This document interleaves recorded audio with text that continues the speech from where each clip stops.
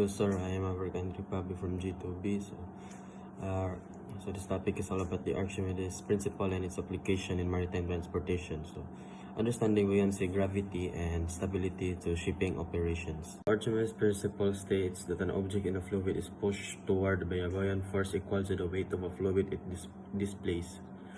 So ang ikonan is so if gibugat sa blido og unsa gibalhin kini nga nagpatan-aw kung unsa gipaglutaw ang barko, like og unsa gipagbalanse ang iyang sa pagapagi sa gravity.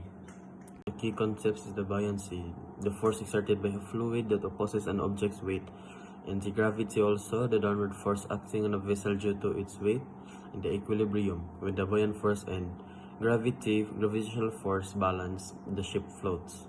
So ang akong explanation na kay mulutaw ang usa ka barko kay tungod sa force sa gravity nga mulutaw pataas kay gikan sa tubig nga ning balance sad sa force sa gravity nga nasa ubos.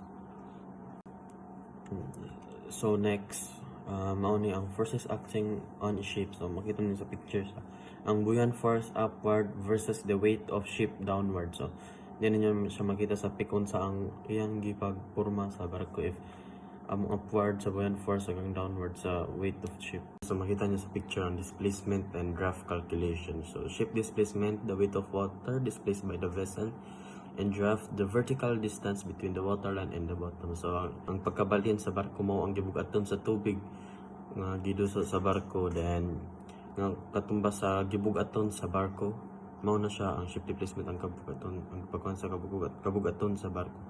Then ang draft mao ang gilawmon sa barko sa tubig, ilan ang gisukod sa linya sa tubig hangtod sa ilawom sa hull.